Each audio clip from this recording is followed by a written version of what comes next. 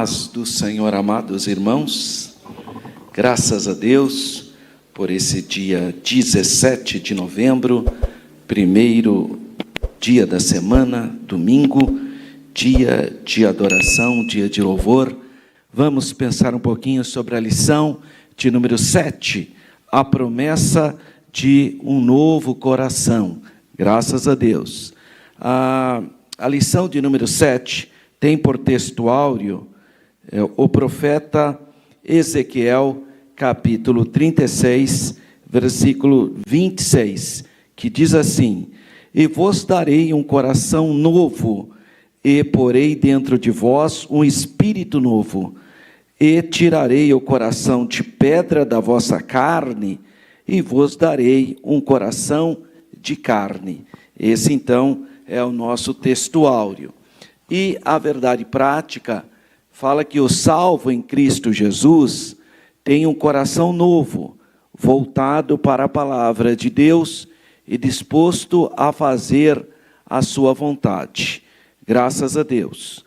E a nossa leitura bíblica em classe, nessa manhã, está no livro de Romanos, capítulo 2, a carta de Paulo aos Romanos, capítulo 2, versículo 25 a 29, e no livro do profeta Jeremias, capítulo 31, versículos 31 a 34.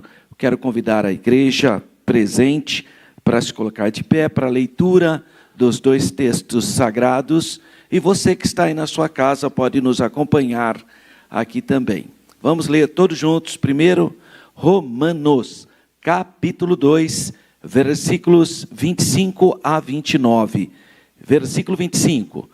Porque a circuncisão é, na verdade, proveitosa, se tu guardares a lei. Mas, se tu és transgressor da lei, a tua circuncisão se torna em incircuncisão.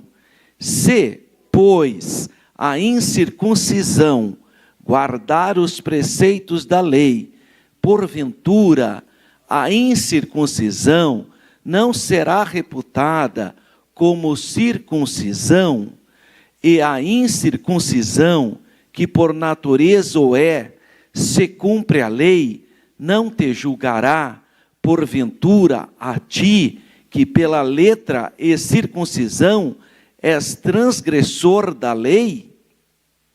Porque não é judeu o que é exteriormente, nem é circuncisão a que é exteriormente na carne, mas é judeu o que o é no interior, e circuncisão a que é do coração, no espírito, não na letra, cujo louvor não provém dos homens, mas de Deus.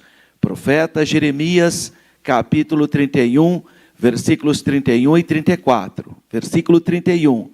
Eis que dias vêm, diz o Senhor, em que farei um concerto novo com a casa de Israel e com a casa de Judá, não conforme o concerto que fiz com seus pais, no dia em que os tomei pela mão para os tirar da terra do Egito, porquanto eles invalidaram o meu concerto, apesar de eu os haver desposado, diz o Senhor.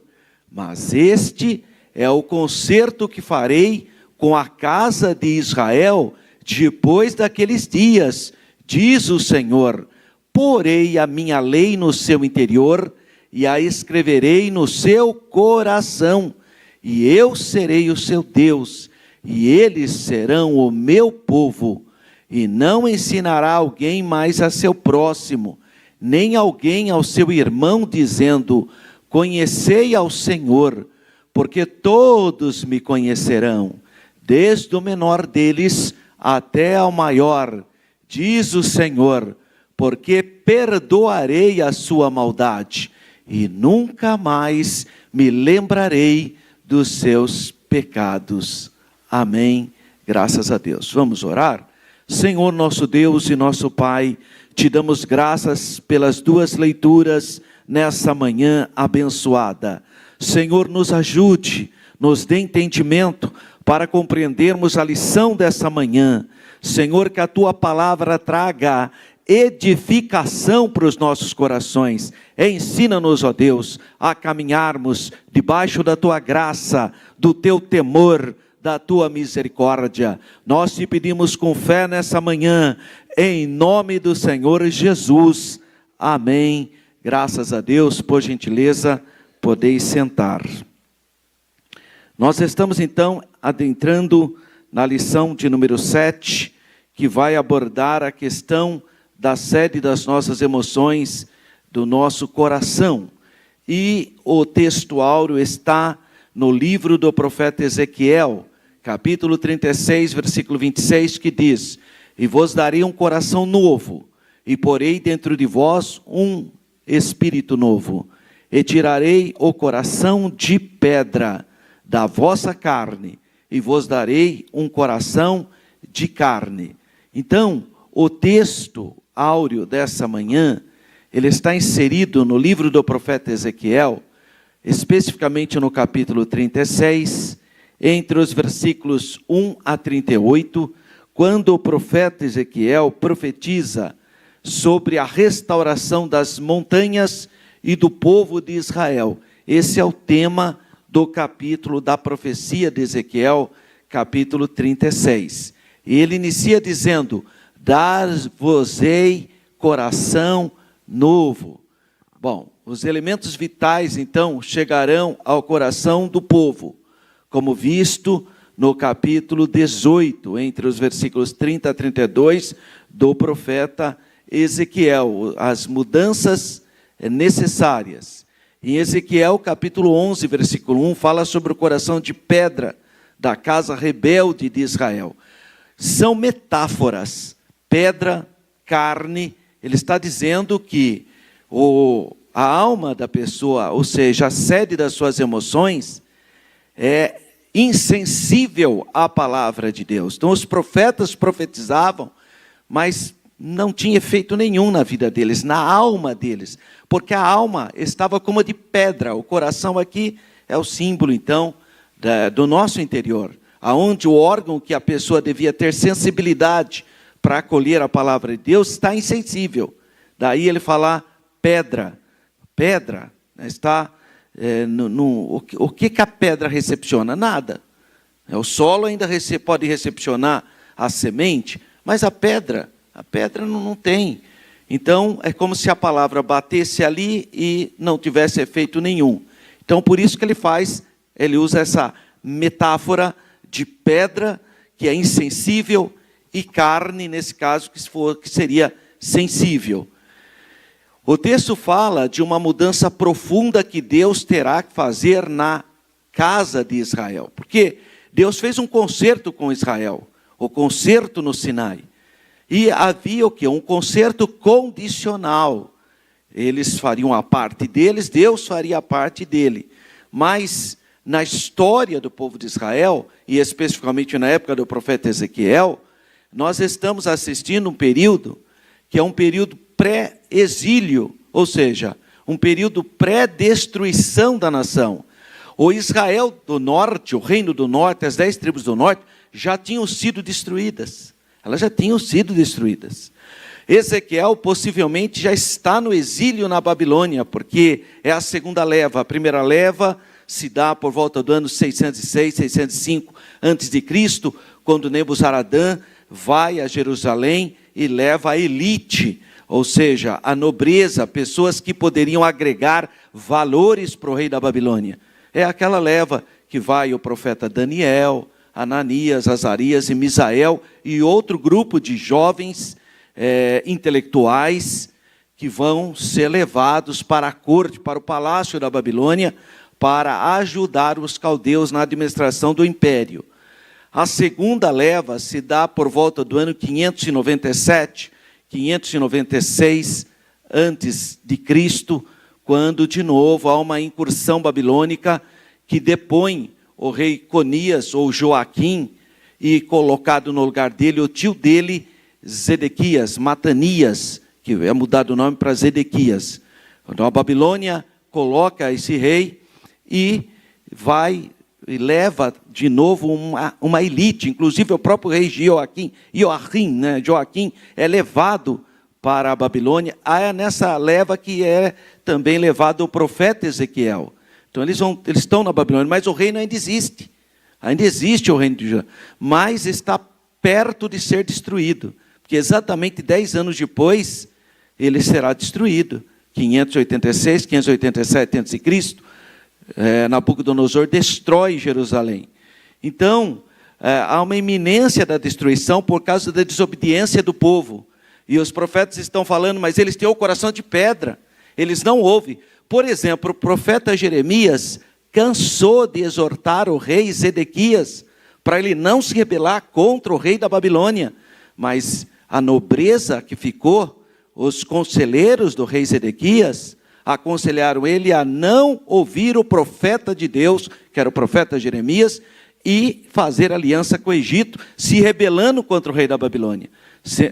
Depois que o rei da Babilônia cercou, são quase 3 anos e meio de cerco contra a Babilônia, mesmo assim o profeta Jeremias falou para os Zedequias entregar a cidade para o rei dos caldeus. E o profeta Jeremias foi considerado traidor, porque teoricamente ele estava do lado, na percepção política da época, que ele estava do lado da Babilônia, mas não era isso. Ele era o profeta de Deus, Deus estava orientando. Mas o rei Ezequias, a hora que viu que não tinha mais jeito, fugiu pelas campinas de Jericó, foi alcançado pelo exército caldeu, e aí o exército caldeu já está extremamente estressado, né? Então eles devastam Jerusalém, levam objetos sagrados do templo embora, atacam fogo no templo. É ali que a arca de Deus desaparece, nunca mais se teve notícia sobre ela, e ele leva para a Babilônia os vasos e tantas coisas que eram consagrados a Deus, e persegue o rei Zedequias, alcança, mata os seus filhos, para ele ver que estava sendo morto, o que a Babilônia fazia com os reis rebeldes, mata e vaza os olhos do rei Zedequias e leva ele cativo para a Babilônia. Então essa é a tragédia que os profetas Ezequias e Ezequiel estavam falando para o povo. Volta para o Senhor, tenha um coração de carne, um coração sensível, saia dessa condição de coração de pedra. Infelizmente hoje não é diferente. Tem um monte de gente que Deus tem falado, Deus tem ministrado, mas continua insensível com o coração de pedra, continua no seu pecado de estimação, não tem sensibilidade espiritual, mas Deus ama o ser humano, por isso que Ele fala, Ele exorta, Ele anuncia, para que a pessoa mude de posição para não ser punido. Então a punição não vem antes da exortação para a pessoa deixar a sua condição de pecaminosidade. Então o texto fala que Deus vai fazer uma profunda mudança na casa de Israel. As promessas escatológicas incluem uma série de novas realidades. Então, se você ler esse profeta Ezequiel, não é só um novo coração que ele fala. Ele fala de várias promessas de mudanças. Por exemplo, ele fala de uma nova canção, de um novo nome, de um novo coração, de uma nova terra, de um novo céu. Então, são várias questões aí, não é só o coração especificamente. E aí estão os versículos que fazem esses apontamentos. Agora o Targum é a palavra aramaica que significa interpretação ou paráfrase, né? É uma ideia do texto sagrado. E esse Targum foi compilado pelos judeus na Babilônia para facilitar para aqueles judeus que não conheciam mais a língua hebraica, não conseguiam ler a Bíblia. Então foi feito essa paráfrase de alguns textos da Bíblia, do hebraico. Então o Targum é um livro com, a gente chama de paráfrases da própria Bíblia hebraica para o aramaico. É uma tradução, então, entre aspas, né, porque não é bem uma tradução, é uma interpretação para o aramaico, que é também conhecida como Tanar, também é conhecido no hebraico. Ela foi compilada na Babilônia, né, entre o Segundo Templo e o início da Idade Média, e o Targum faz a seguinte declaração sobre esse assunto: através de um coração e um espírito tementes, quebrarei os ímpios, cujo coração é tão duro como a pedra. Então, essa é a interpretação que os judeus deram para esse texto áureo. E aí ele fala do coração de carne. Em que aspecto? De novo, metaforicamente, falando que é um coração sensível. Bom, em comparação, claro, com a pedra, se você pegar a pedra e a carne, claro que a carne é mole, né? Enquanto a pedra é dura. Então, pedra é algo insensível. Insensível a quê? Ele está falando da postura das pessoas em relação à palavra profética. Você não tem sensibilidade para escutar a voz de Deus. O Espírito dirige, então, o coração sensível, transformando o homem à imagem de Deus. Então, é o Espírito Santo. Nós temos que ter essa sensibilidade. Eu percebo que hoje, devido ao materialismo, cientificismo, as pessoas ficaram muito céticas em relação às coisas espirituais. Até que passem por alguma situação, assim, de quase morto, ou outra situação, para ela voltar a ter um pouquinho de espiritualidade, por incrível que pareça. Mas hoje as pessoas são muito sensíveis. Mesmo muitos cristãos não oram mais para tomar decisão, não leem mais a palavra, não fazem mais um culto para buscar a vontade de Deus, mas vão tomando atitudes precipitadas em relacionamentos, em relação à compra de imóveis ou qualquer coisa. Não busca mais a presença de Deus, não. Pensa que sabe tudo e vai. E com razão sofrem. Sofrem por quê? Porque tomam atitudes precipitadas sem a vontade de Deus. Quer dizer, não tiram um período para se recolher, para orar, para pedir a direção de Deus. Se você precisa tomar uma decisão importante, como que você não busca a orientação de Deus, minha irmã? Se você precisa tomar uma decisão que vai mudar completamente a sua vida, como que você não busca a orientação do Senhor? É coração de pedra. É que não tem sensibilidade espiritual para pedir a direção de Deus, tomar atitudes conforme a vontade de Deus, pedir graça para Deus, pedir direção de Deus. Então, o coração duro detesta a justiça e a pureza. Coração de pedra, ele quer fazer o que é bom para ele ou para ela. Se ela tiver vantagem, o resto não está nem aí com nada. Isso é o coração de pedra, um coração insensível à justiça, à pureza, à santidade. Mas o coração sensível é um coração onde a graça de Deus copiosamente é derramada. Portanto, é um coração cheio de amor, um coração cheio de graça da parte do Senhor. Então, o profeta Jeremias usou a terminologia como um novo pacto. Jeremias não, o profeta Ezequiel, está errado ali. O profeta Ezequiel usou a terminologia como pacto novo, ou novo pacto, para descrever a renovação espiritual e as condições divinas que trarão um novo dia. Então veja, eu sei porque eu coloquei ali Jeremias, porque eu estou pensando nesses dois profetas que de alguma maneira estão exortando Israel. Só que Jeremias está em Israel, Ezequiel não. Ezequiel está no exílio. Essa basicamente é a diferença. Mas ambos, no fundo, ambos trabalham essa questão da renovação espiritual, a importância de uma mudança. E o presente texto ilustra o quê? A responsabilidade humana. Porque esse negócio de determinismo é um problema. Quando eu estou falando de determinismo, são aquelas pessoas que acham que você não tem nenhuma responsabilidade, porque Deus elegeu um grupinho e condenou um outro grupinho. Isso é irresponsabilidade, irmão. Porque se Deus determinou tudo e não tem mais escapismo, então você não tem responsabilidade de nada. Qual é a sua responsabilidade se você foi determinado a ser um pagão, por exemplo? Qual é a sua responsabilidade? E outra, qual é a sua responsabilidade também se você foi declarado ou determinado eleito? Nenhuma. Quer dizer, você nem precisa ter aceitado Jesus. Porque não, mas quem é eleito vai aceitar. É tudo muito determinado, né? A responsabilidade humana vai para o espaço. Não, irmão. Nós temos que compreender a responsabilidade humana e a graça soberana de Deus. Elas coexistem. De que maneira coexiste? Deus toca no seu coração. Deus, como diz lá, Paulo escrevendo a Tito, capítulo 2, versículo 11, porque a graça de Deus se há manifestada, trazendo salvação a todos os homens. Paulo escrevendo a 1 Timóteo, ele fala que a vontade de Deus é que todo homem seja salvo. Então Deus envia a sua graça. A graça de Deus toca no coração e desperta o nosso livre-arbítrio, o desejo espiritual para crer em Jesus ou não. Aí vem o que Jesus fala: quem crer e for batizado será salvo, quem não crer será condenado. Então nós vemos uma coexistência. Claro que é sempre a graça de Deus que toca primeiro.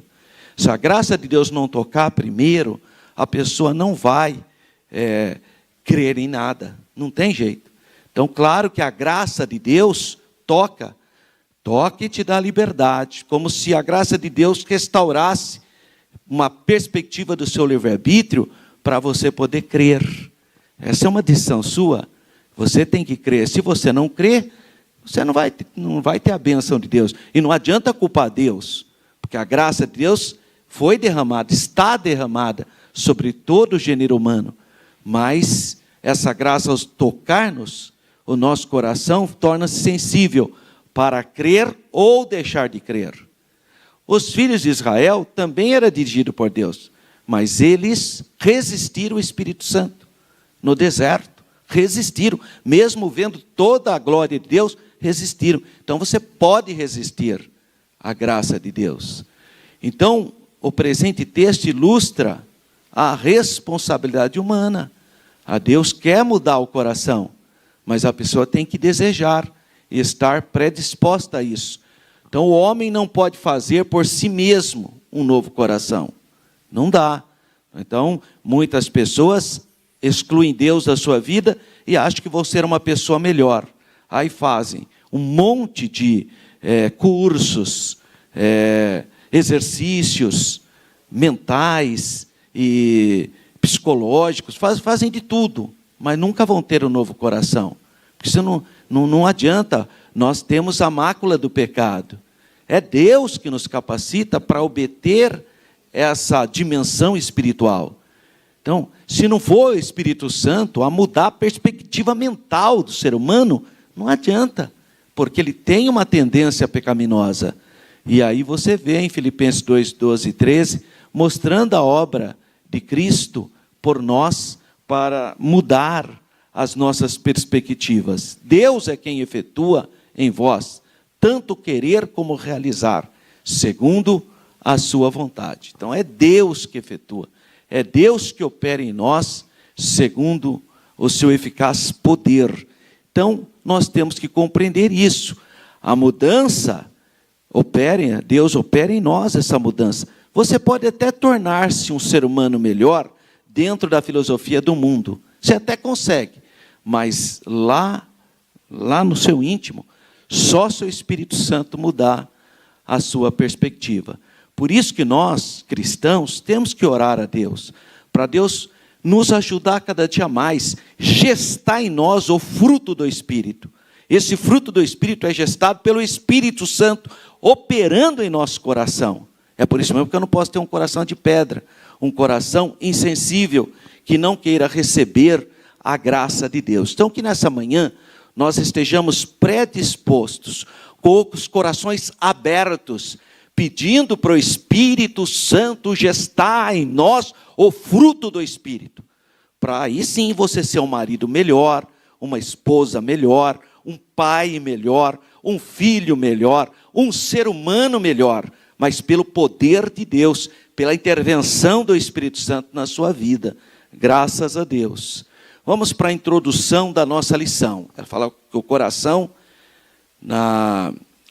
tem uma perspectiva bíblica muito específica, muito singular, muito única, pelo menos na Bíblia, quando a Bíblia está falando de coração. A palavra se refere, então, à realidade da vida interior de cada pessoa. Então, o coração, hoje no Ocidente, é o símbolo do amor. Então, tem a ver o símbolo também do sentimento. Né? Por isso que, ao longo de toda a Bíblia, nós encontramos conselhos que nos incentivam a cuidar do coração, a proteger o nosso coração, a não deixar raiz de amargura entrar no nosso coração. Como é que um coração fica petrificado? Por palavras que você escuta. As palavras, você vai ouvindo certas palavras que não edificam, palavras depreciativas, palavras negativas, tudo isso vai caindo. Então, a oração é o melhor meio de purificação do coração. Através da oração, você abre o seu coração para Deus tirar do seu coração toda a mágoa, que a mágoa, irmão, ela petrifica o coração. Todo tipo de sentimento que não foi bem processado pode petrificar o seu coração. E depois que o coração fica de pedra, irmão, só um milagre para ser arrebentado. Mas a palavra de Deus esmiuça a penha. Então, apesar de ser apenas um milagre, mas há poder desse coração depois que ele está petrificado, por causa de mágoas, de experiências traumáticas, de palavras depreciativas, principalmente o gênero feminino e as crianças, em especial, porque já tem uma sensibilidade mais aflorada, qualquer palavra. Por isso que tem muitas mulheres que ficaram depressivas por causa do próprio marido. Marido que só fala mal da esposa, só deprecia a esposa, só usa palavras inadequadas. Isso vai trazendo mágoa para o coração do cônjuge. E uma hora ele petrifica. E depois, irmão, aí vai, não sei por quê, você não sabe por quê, você é a culpa. Você é que fez isso. Então tem irmãs que ficaram depressivas por causa do marido. Tem mulheres que deixaram os seus maridos depressivos por causa de palavras. O homem trabalha, e ela só desce o sarrafo, só fala mal. Mas existe isso, pastor? Por aí existe, irmão. Por aí tem gente assim, gente insensível, gente que não ora, gente que só reclama da vida, gente azeda. E diz ser crente, mas não lê a Bíblia, não deixa a palavra penetrar no coração, não ora, não chora na presença de Jesus, não quer ser batizado no Espírito Santo, não vem no círculo, não vem na oração buscar a presença de Deus, não vem no culto de ensinamento ouvir a palavra de Deus, vem uma vida toda atrapalhada, desarmonia conjugal, fala o que vem na cabeça e não percebe que está sendo um instrumento do mal na vida de pessoas importantes, porque a nossa casa é o primeiro altar. Se você for reprovado na sua casa, você está reprovado em qualquer local. Não existe, irmão, uma pessoa que é reprovada na casa e achar que vai ser aprovado em outro local. Isso é teatro. Primeiro altar é a minha casa. Se eu não for aprovado na minha casa, no meu relacionamento com meu cônjuge, com meus filhos, eu estou desaprovado para qualquer ação, para qualquer situação. Não é só a igreja, não. Por outro lado, na misericórdia de Deus, pelos méritos de Jesus no Calvário, se você for aprovado na sua casa, que é o primeiro altar, você está aprovado em qualquer local que você for. Que o nosso primeiro altar é a nossa casa. Então, irmão, tenha temor de Deus, como você fala com a sua esposa, tenha temor de Deus, como você fala com o seu marido, tenha temor de Deus, como você fala para os seus filhos, que são a herança do Senhor. Então, tenha temor de Deus, porque a Bíblia é clara, nós temos que cuidar do coração. Na perspectiva espiritual, é não permitir ser objeto de sementes de maldição que petrificam o coração, mas também não ser o instrumento disso, que Deus nos guarde. Por isso que ao longo de toda a Bíblia, nos deparamos com conselhos que nos incentivam a cuidar do coração e guardá-lo de toda influência maléfica, tudo que traz algo ruim. E a oração nos ajuda a nos libertar disso. Que mesmo que uma semente caiu lá, você vai chorar, você vai pedir para o Espírito Santo lavar o seu coração, santificar a sua alma, para arrancar isso, para que você sempre tenha um coração sensível à voz celestial. Então o coração, segundo a Bíblia, é o centro da vida. As promessas para o coração são, então, o tema dessa lição tão relevante. O coração, então, na perspectiva bíblica. Vamos pensar um pouquinho sobre esse tema, o coração na Bíblia. Na Bíblia, raramente a palavra coração é usada como referência ao órgão físico.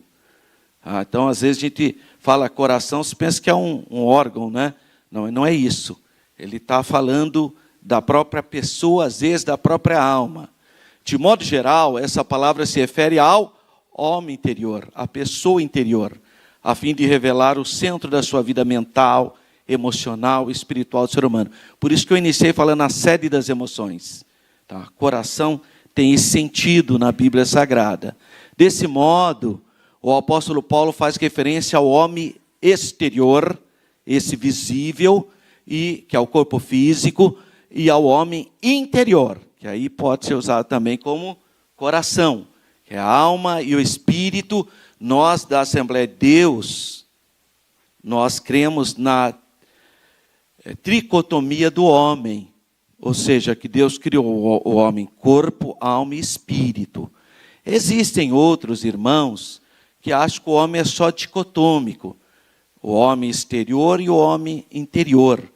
Isso não é uma doutrina essencial. Não há problema, ninguém fala, irmão, acho que eu não tenho salvação, porque eu acho que o homem é só formado de homem exterior, homem interior. Não exagera, né?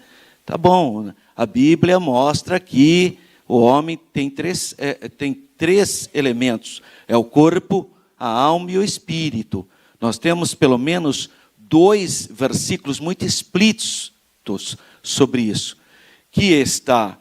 o primeiro é Hebreus 4, 12, não tenho certeza, vamos conferir. Hebreus, capítulo 4.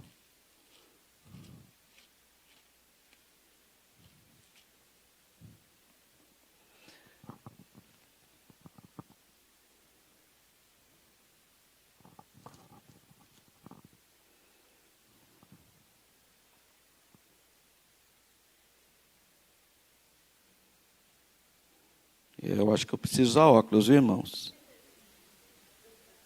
Não consigo nem enxergar essa Bíblia, ele é tão pequenininha. Bom, mas o versículo é: e o mesmo Deus de paz... Não, porque a palavra de Deus... É isso mesmo?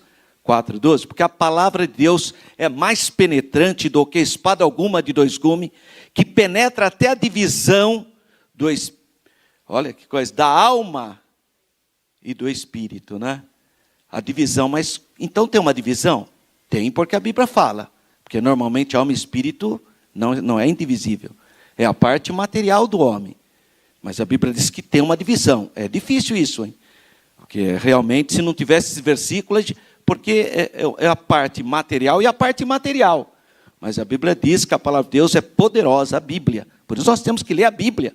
A Bíblia produz isso. Ela vai até a divisão da alma e do espírito. E juntas e medulas, claro que é o corpo, né?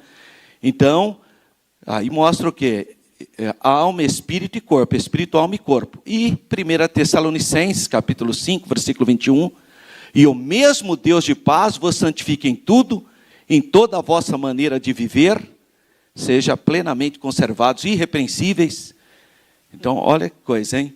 Então, mesmo Deus de paz vos santifique em tudo, todo o vosso espírito, alma e corpo sejam plenamente conservados, irrepreensíveis. Então, ele fala, espírito, alma e corpo. Então, pelo fato da Bíblia mostrar os 3, nós cremos na tricotomia do homem. Mas a Bíblia também mostra, em muitas situações, apenas as 2 partes, o homem exterior e o homem interior. Tá? E nós explicamos isso com a maior facilidade. O homem exterior é o corpo, o homem interior é a alma e o espírito. Tá?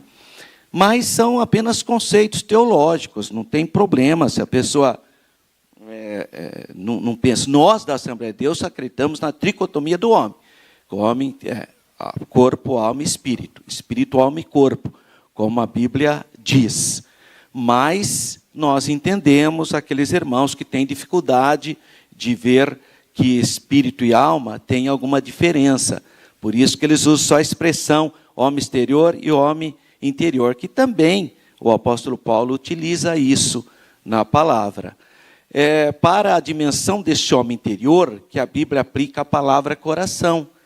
Então, essa parte interior é que nós chamamos de coração. Tudo que faz parte da nossa alma e espírito. É isso que a gente chama de coração na Bíblia, segundo a Bíblia, né? Agora a questão da circuncisão. O tema circuncisão é recorrente nas epístolas paulinas, porque os nossos primeiros irmãos judeus, eles foram orientados desde criança que a circuncisão era o símbolo da aliança entre o homem e Deus. Então, quem não era circuncidado não fazia parte da aliança. Então, é uma aliança. É a aliança que Abraão fez, mas Abraão fez com 99 anos, né?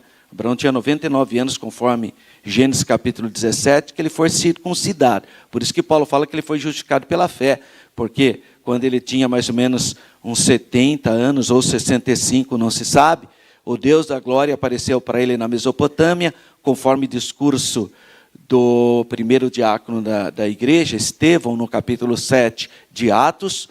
E depois, quando ele tinha 75 anos, esse nós sabemos que era 75 anos, porque está escrito em Gênesis capítulo 12, quando ele saiu de Harã e foi para Canaã.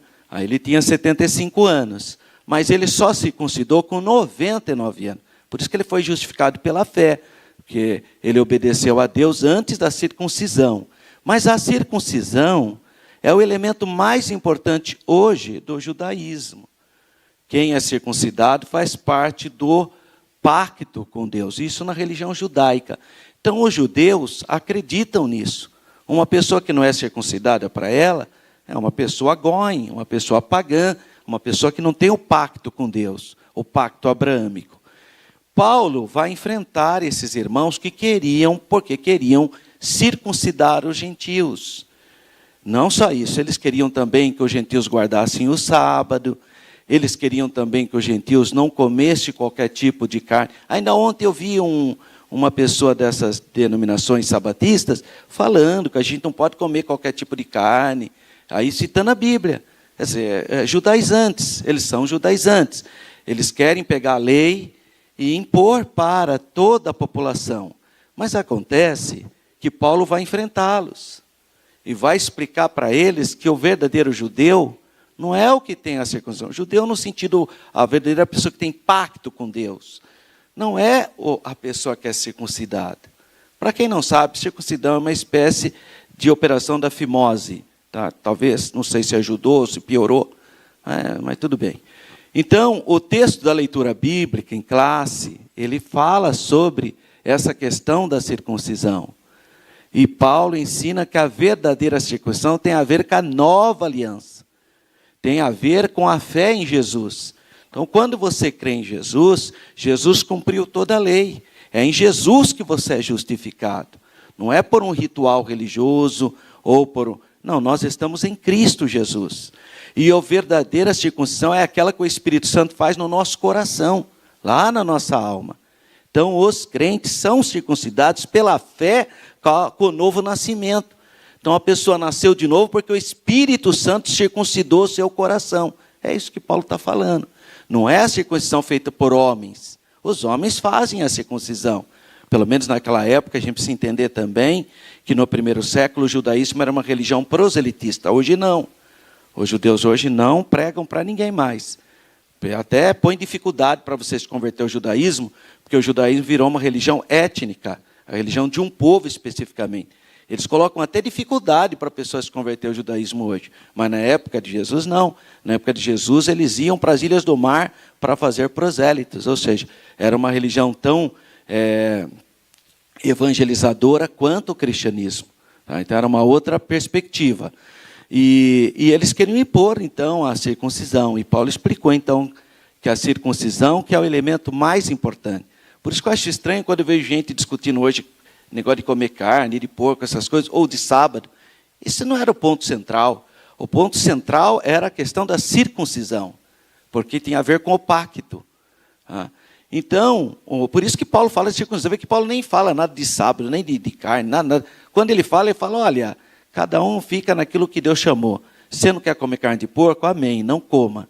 Agora, se o teu irmão comer, deixa ele quieto, não vai perturbá-lo. Não, eu só quero comer legumes. Tá bom, come só legumes. Não tem problema nenhum, mas não vem encher o picuá de quem gosta de picanha, irmão. Sabe? Então ele vai falar isso. Eu quero orar só no sábado? Tá bom, irmão, ore só no sábado. Mas não vem encher o picuá das irmãs que reúnem aqui na terça para orar. Tá vendo? Então, fique naquilo que você foi chamado. É isso que ele está dizendo. Tá? Então, isso tem a ver com uso e costume também. Quer ter um costume? Fica à vontade, irmão, mas não vem impor nos outros. Essa é a questão. Que a pessoa, às vezes, ela pensa que todo mundo tem que ser igual a ela. A vida não é assim, irmão. Tá? Então, o texto da leitura bíblica, em classe, ele faz esse apontamento sobre o elemento mais importante da época, para quem? Para os judeus, que era a circuncisão. E aí Paulo fala que nós somos circuncidados pela fé no nosso coração. Não foi homens que circuncidou qualquer um de nós. Como que era a circuncisão do judeu? Até hoje, no oitavo dia da criança, o menininho é levado para um rabino, ele circuncida, tem que ser sangue, porque isso é o pacto, né? Ele corta o prepúcio e está circuncidado, faz parte da aliança. E Jesus, para explicar que ele é o sábado, ele fala sobre a circuncisão. Ele fala, acho que se não me engano é João capítulo 7, no Evangelho, ele fala que vocês, para cumprir a lei de Moisés, em relação à circuncisão, se o oitavo dia for no sábado, vocês quebram o sábado para fazer a circuncisão. Isso significa o quê? Que a circuncisão é superior ao sábado, a guarda do sábado. Porque você acha que você quebra. E olha que o sábado está lá, nos 10 mandamentos. E a circuncisão não. A circuncisão não entra nos 10 mandamentos, o sábado entra. No entanto, a circuncisão era superior ao sábado. Como nós sabemos disso? Porque o Senhor Jesus nos ensina que se uma criança judaica, hoje, se o oitavo dia dela for no sábado, eles vão lá e fazem a circuncisão. Aí quebra o sábado. Pode quebrar o sábado por um mandamento superior. Qual é o mandamento superior? A circuncisão. Só que esse pessoal hoje que guarda o sábado não circuncida. Olha a contradição.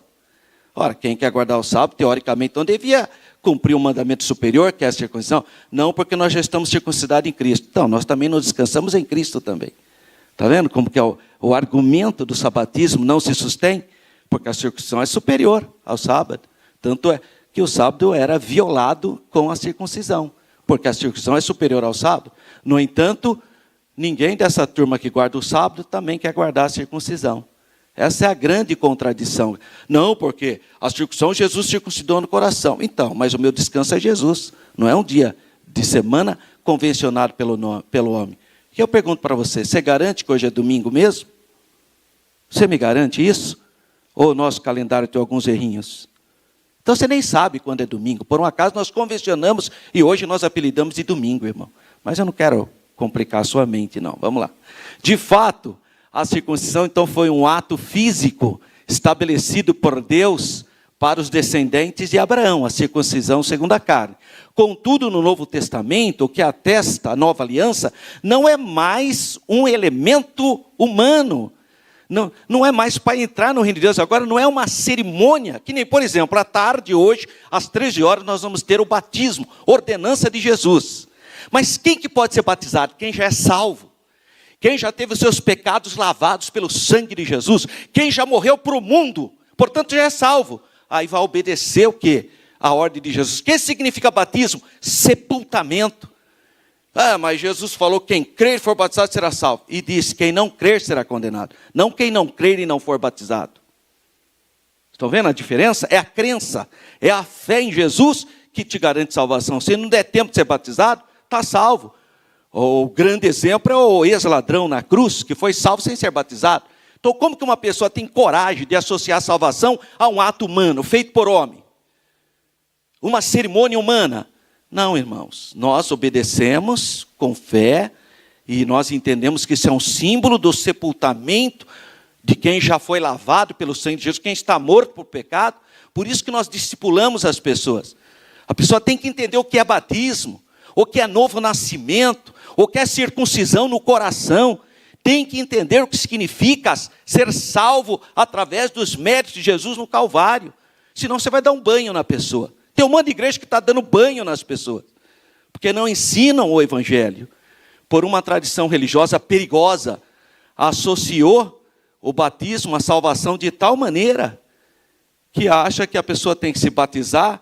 Quer dizer, a pessoa pode ver a vida atrapalhada do jeito que for, mas depois do batismo aí não pode mais. Não, é o contrário. Aceitou a Jesus, morreu para o mundo, Batiza, sepulta. Você não pode sepultar quem não morreu, irmão.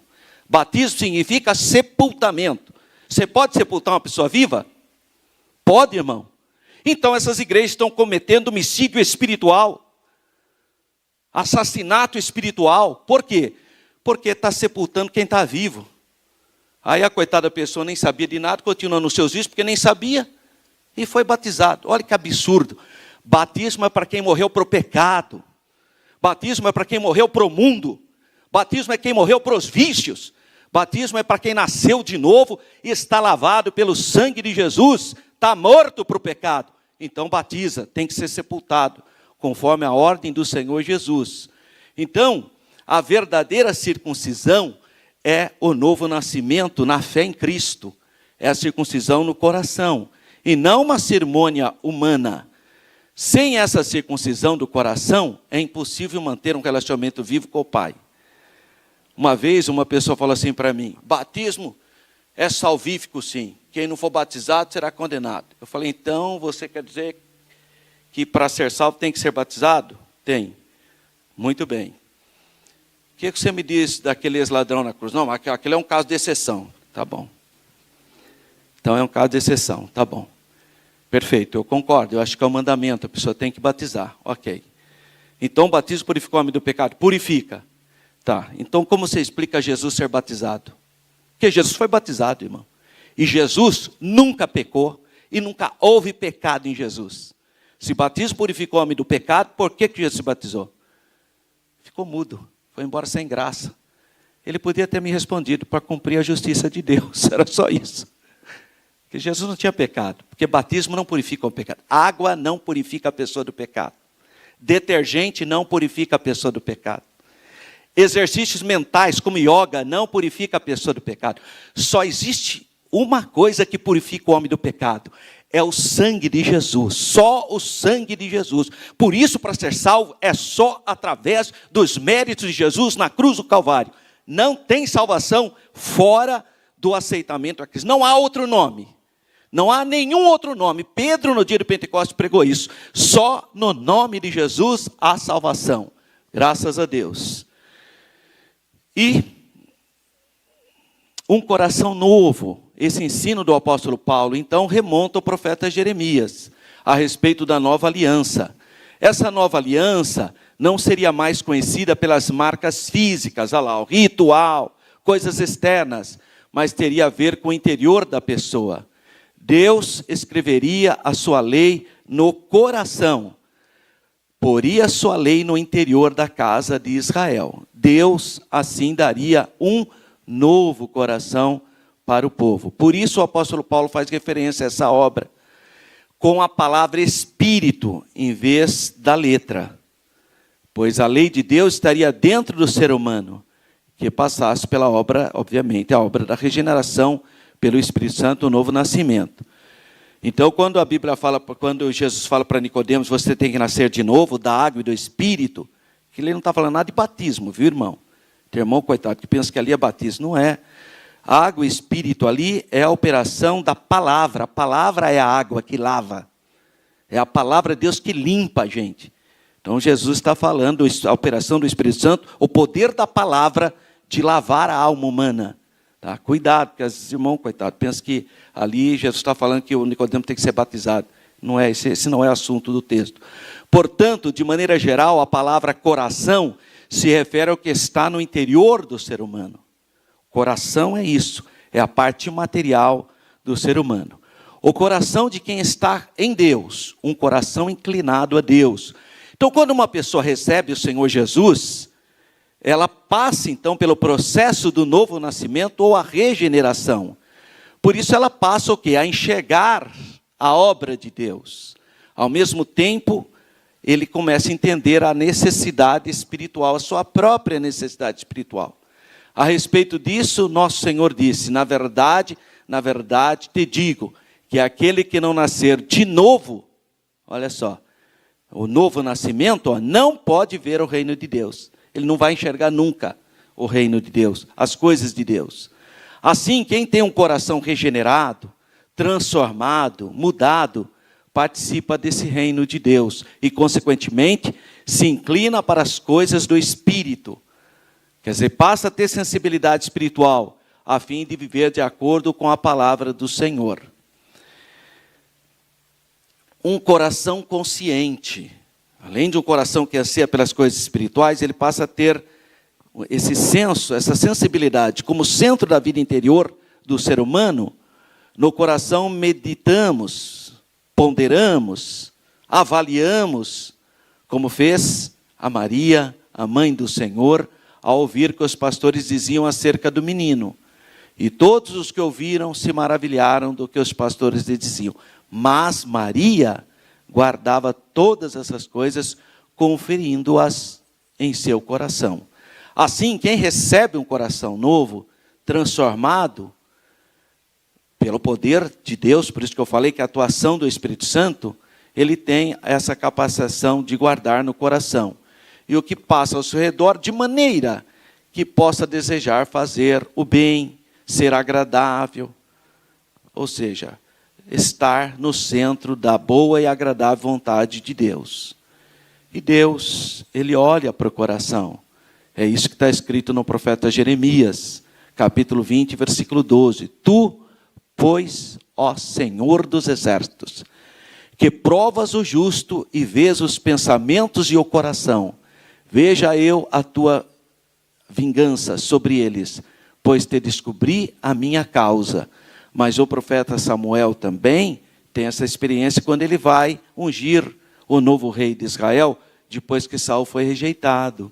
Quando ele chega na casa do Jessé, ele tinha um paradigma, né? O rei deve ser um homem que nem Saul. Saul era um moço bonito, alto, forte, acima da média, né? Um fortão. Então ele vai por esse paradigma. Ele chega lá, vê o Samá, o Eliel, tudo. Ele fala, nossa, né? O Abinadab, então acha que é porque eles são fortes, eles são do exército. E Deus fala, não. Aí vem um menininho gentil, de semblante, um menino simples. Não tinha aquele paradigma, não era um soldadão. Eu falei, é esse aí, mas é esse? Aí até Samuel ficou meio... Aí Deus falou, não, Samuel, você está olhando a aparência, mas eu estou olhando para o coração. Então, Deus vai além dessa aparência que a maior parte dos seres humanos ainda age assim. Age pela aparência, né? Claro que ela não consegue imaginar o que está no interior das pessoas, então o olhar humano natural sempre olha para a aparência. A partir desse texto, nós podemos depreender que o coração do ser humano é um lugar que poucos podem conhecer. Não, ninguém, né? Senão Deus, né, que pode compreender. É o local mais escondido da pessoa. Contudo, a Bíblia diz que Deus vê. A gente não consegue ver, nem mensurar. A gente precisa conviver muito com a pessoa para começar a entender. Mas Deus vê, Deus enxerga o que nós não podemos ver. Então o Criador formou o homem, a sua integridade, tanto a vida exterior quanto o interior, e por isso mesmo ele contempla o interior de cada pessoa. Assim, quem foi regenerado e transformado é observado por Deus em todas as dimensões do coração. Ou seja, nós estamos nu diante do Criador, mas de uma nudez de coração, né? Deus conhece.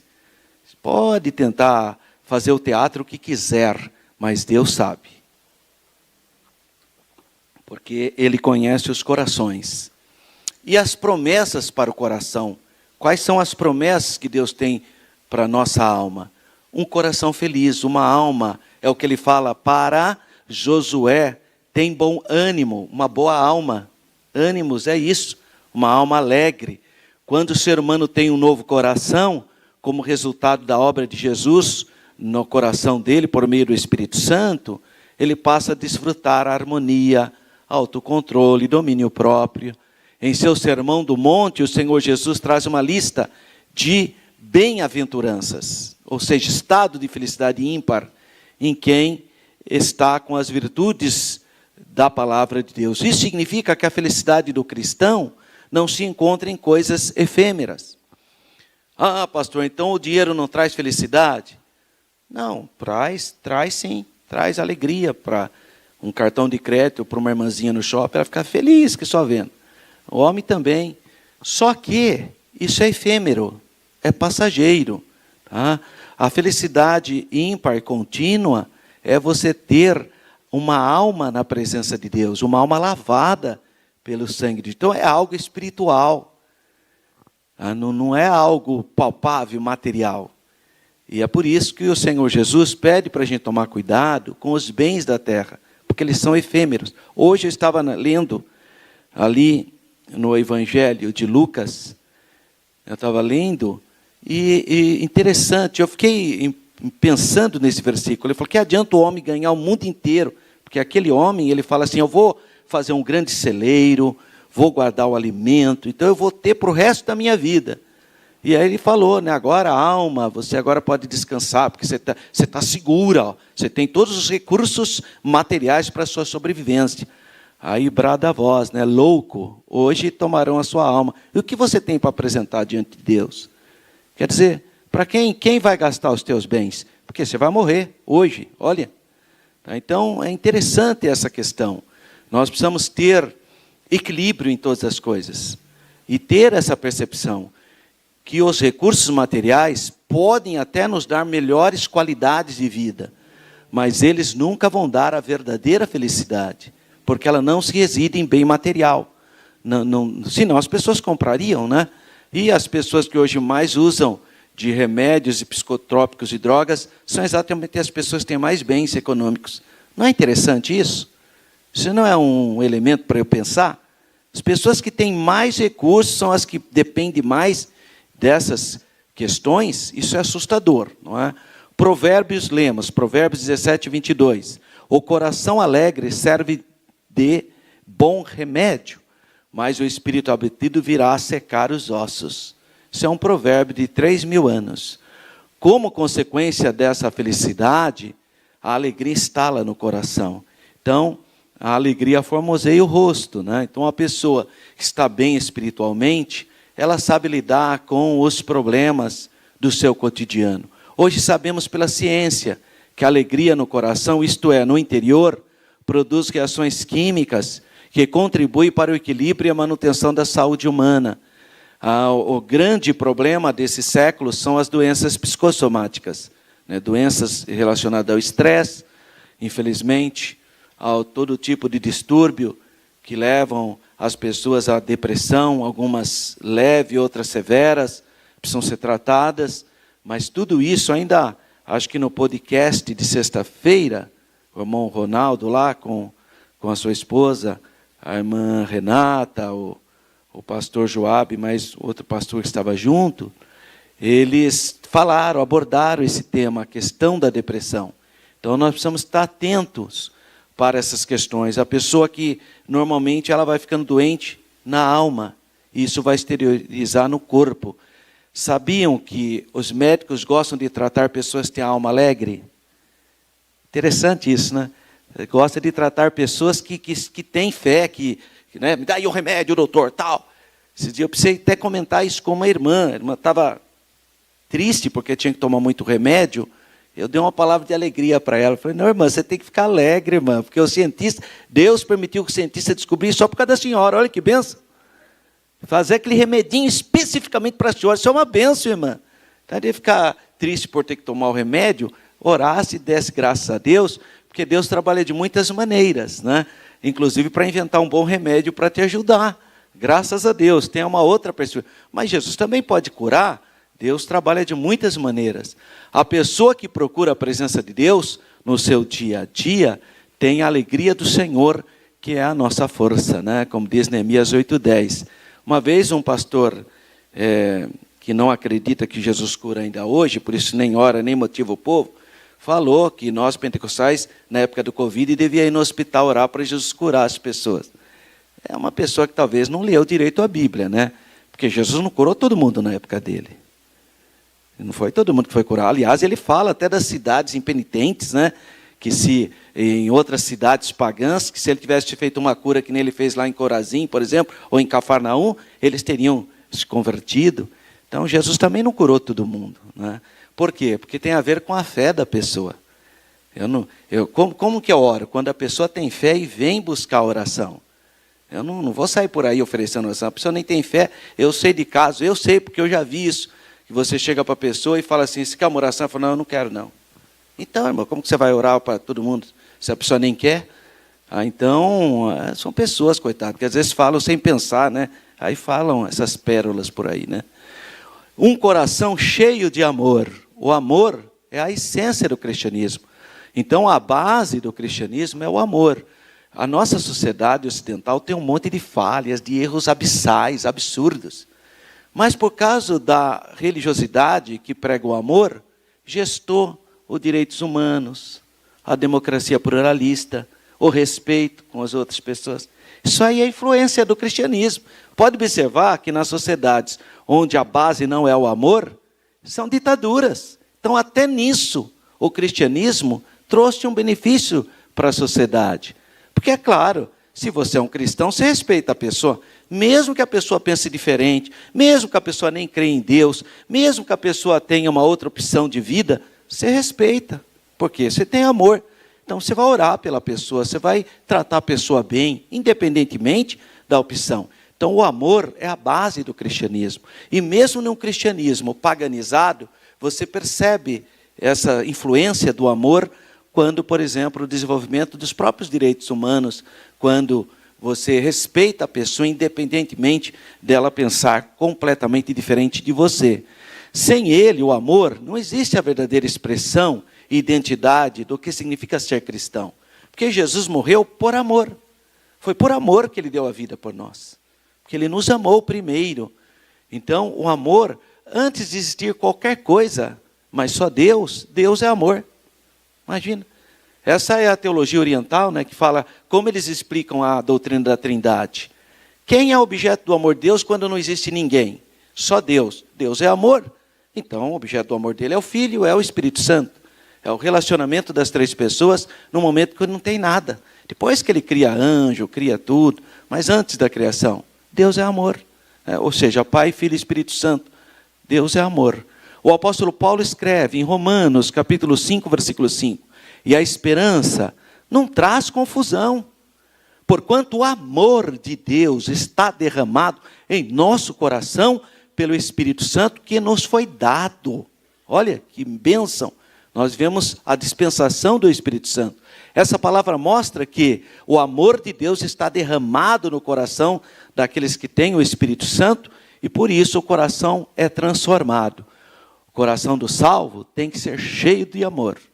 Cheio de amor. Essa é a vontade de Deus para os salvos. Dessa forma, podemos viver o que o apóstolo Paulo escreveu em Colossenses, capítulo 3, versículos 14 e 15. Guarda essa palavra. E sobre tudo isto, revesti-vos de amor, que é o vínculo da perfeição. E a paz de Deus, para o qual também fostes chamados em um corpo, domine os vossos corações e sede agradecidos. Gratidão. Quem está com o coração cheio de amor, está sempre dizendo, graças a Deus. É uma pessoa agradecida. O penhor do Espírito no coração. Na segunda carta de Paulo aos Coríntios, capítulo 1, versículo 21 e 22, ele diz assim, mas o que nos confirma convosco em Cristo, e o que nos ungiu é Deus, o qual também nos selou, e deu o penhor do Espírito em nossos corações. Graças a Deus. Então, esse texto bíblico aqui, ele aponta que o penhor do Espírito é a garantia da nossa salvação. Quem fez isso foi Deus. E isso o Espírito Santo testifica em nosso coração. Além dessa garantia, o penhor do Espírito Santo, também chamado de penhor da nossa herança, é garantida de vitória.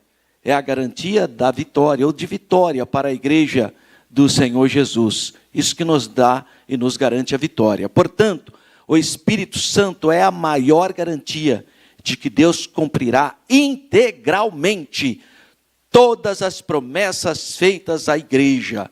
Graças a Deus por isso. Fechamento da nossa lição. Nessa lição, então, estudamos a promessa de Deus de um novo coração, e isso tem a ver com a igreja, o novo povo, o novo pacto.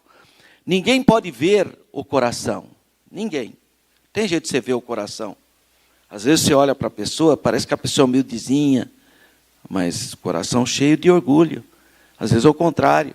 Você olha para a pessoa, você pensa que a pessoa, na sua visão, uma pessoa arrogante e tal, de repente é uma pessoa humilde. Isso aqui se confundiu, porque a gente só consegue ver o exterior, né? Então ninguém pode ver o coração, pois ele se refere ao quê? Ao homem interior, à pessoa interior, ao interior da pessoa. A pessoa pode falar uma coisa, isso é muito comum. A pessoa fala uma coisa, mas pensa outra. Fala uma coisa, exterioriza uma coisa, mas interiormente é outra. Pode prometer uma coisa e proceder do modo contrário, porque lá dentro não é isso, né? E isso é muito triste. Tudo isso faz parte do quê? Das fraquezas humanas, porque nós fomos contaminados pelo pecado original.